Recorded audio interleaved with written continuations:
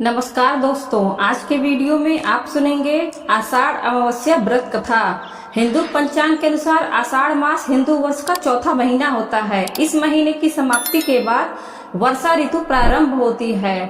धार्मिक रूप से अमावस्या तिथि को अत्यधिक महत्वपूर्ण माना गया है। साथ ही आषाढ़ अमावस्या को दान पुण्य व पितरों की आत्मा की शांति के लिए किए जाने वाले धार्मिक कार्य विशेष फलदायी माने जाते हैं।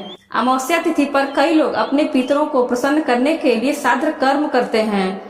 इस दिन पितृ तर्पण, नदी स्नान और दान पुण्य आदि करना ज्यादा फलदायी माना जाता है। इतना ही नहीं, यह तिथि पितृदोष से मुक्ति दिलाने में सहायक मानी गई है। अतः पितृकर्म के लिए यह तिथि बेहद शुभ मानी जाती है।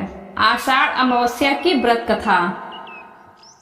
एक समय की बात है, एक ब्राह्मण अपनी पत्नी के साथ रहता था।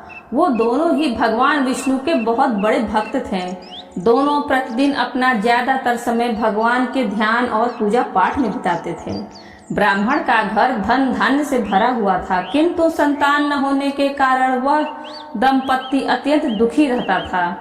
एक दिन ब्राह्मण ने अपनी पत्नी से कहा कि मैं तपस्या करने के लिए वन में जा रहा हूँ। इसके बाद वह भगवान पर भरोसा और संतान की कामना लेकर वन में तपस्या करने के लिए चला गया।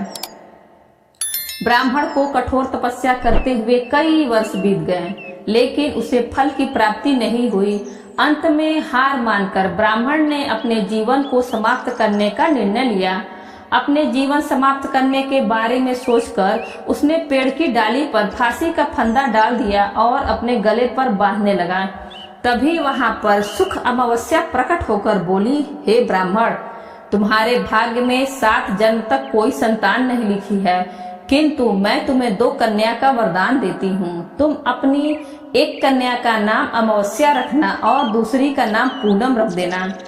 तुम अपनी स्त्री से कहना कि वह 1 वर्ष तक सुख अमावस्या का व्रत करे और अमावस्या के दिन 1 कटोरी चावल भरकर उस पर दक्षिणा रखकर दान कर दे। सुख अमावस्या की बातें सुनकर ब्राह्मण घर आया और ये पूरा वृत्तांत अपने पत्नी को सुनाया। सुख अमावस्या के आदेश अनुसार ब्राह्मणी ने व्रत रखना आरंभ कर दिया। कुछ दिनों बाद ब्राह्मण के घर 2 कन्याओं ने जन्म लिया, जिसमें से एक कन्या का नाम अमावस्या और दूसरी का नाम पूनम रख गया।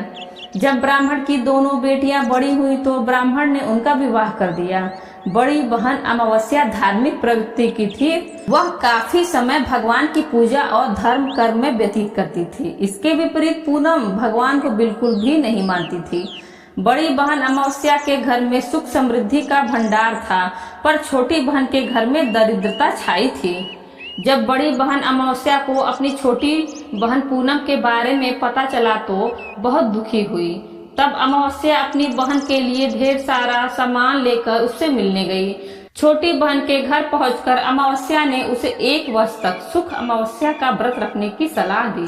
साथ ही अमावस्या ने व्रत को विधि पूर्वक करने के बारे में पूनम को बताते हुए ये भी कहा कि तुम 1 वर्ष तक सुख अमावस्या का व्रत करना और 1 कटोरे में चावल भरकर उसे दान कर देना। ऐसा करने से तुम्हारे सभी कष्ट दूर हो जाएंगे और घर में सुख समृद्धि आएगी।